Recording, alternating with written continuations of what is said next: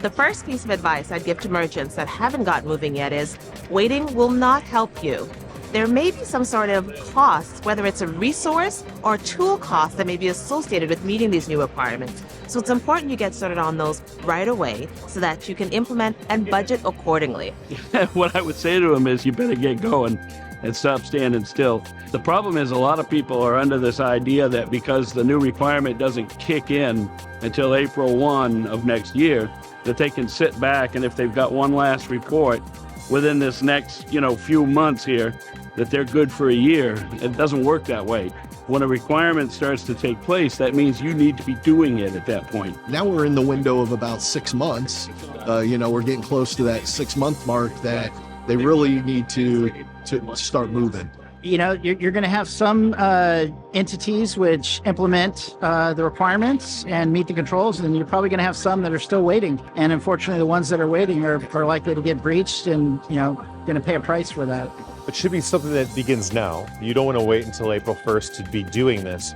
But the great news is the heavy lift is in the beginning. And if I go in as a QSA and I ask them to show me, what have you been doing for this requirement since April 1, 2025? And it's, say, October 2025. And they're like, well, we didn't do anything because we were waiting for the next rock.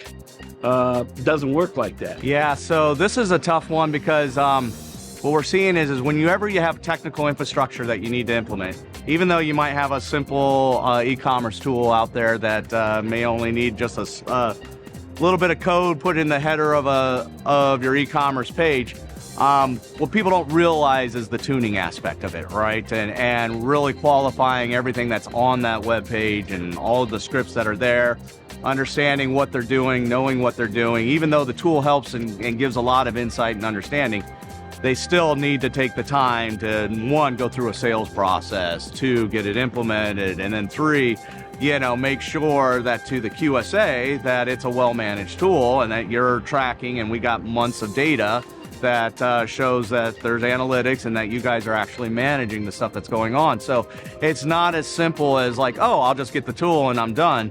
To a QSA, you got to prove that you have this practice in place.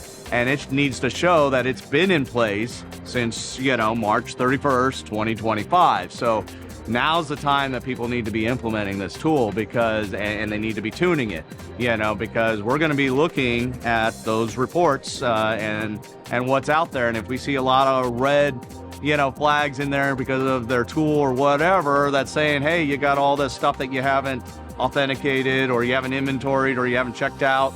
We're going to question why do you have that on your website? That's not compliant to us. So if you want to keep acting like, you got a free year and we don't really have to do this, you're down here worrying about the floor.